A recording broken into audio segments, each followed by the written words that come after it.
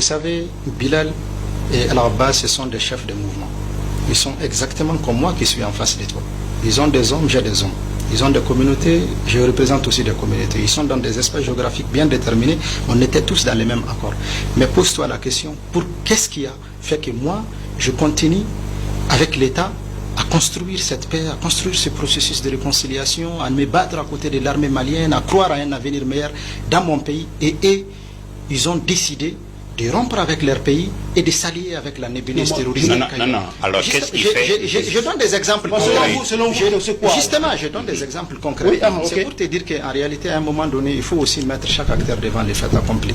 C'est-à-dire qu'il y a des gens qui sont animés de bonne volonté et il y a des gens qui ont des agendas troubles.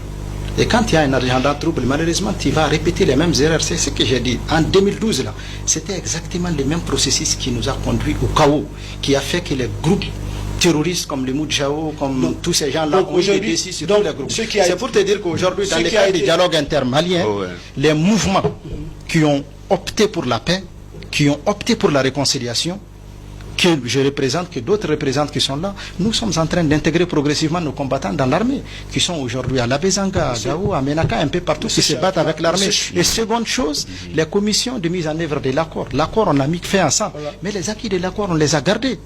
Nous qui sommes au CNT, d'autres sont dans le gouvernement, c'est l'acquis de l'accord d'Alger. Et attends, je vais terminer. Les nombreuses commissions du DDR, de l'intégration, de la réinsertion, toutes ces commissions-là existent toujours. Nous avons des représentants dedans. C'est pour te dire qu'il y a de la place pour tout le monde. C'est lui qui veut travailler avec l'État, c'est lui qui veut construire la paix. S'il fait le choix de la paix, il peut toujours trouver un moyen de travailler avec son pays. Ce qui était en cause, vous le savez, ce qui était en cause, c'était la non-mise en œuvre, la non-application de l'accord. C'est ce qui était en cause. On a traîné avec un accord qu'on devait mettre en œuvre pendant 6 mois. On a traîné avec l'accord pendant plus de 10 ans, on n'a pas mis l'accord en place, et ça finalement, ça a éclaté. Non, monsieur Assad, je vais répondre. C'est là que nous a rattrapé. C'est là que nous a rattrapé. Donc vous prenez ces gens-là pour responsables aujourd'hui de la non-application de l'accord, des difficultés qu'on a rencontrées pour appliquer l'accord, ou bien qu'est-ce que vous prenez pour responsable? Vous pensez que l'État n'a aucune responsabilité? Non, Abdelrahman, tu as posé une très bonne question, je te remercie et je te répondrai de manière très posée. La responsabilité de la non-mise en œuvre de l'accord est une responsabilité partagée. C'est une responsabilité partagée malheureusement.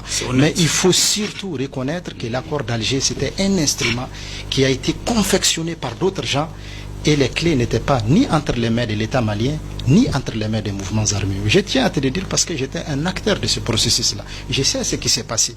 On n'était pas maître de notre processus. C'est d'autres qui géraient les choses à notre place. On n'avait pas les derniers mots. Ce n'est pas l'État qui avait les derniers mots. Ce n'est pas les mouvements qui ont les derniers mots. C'est pour ça, moi j'ai sali... Attends, je termine, Abdelrahman.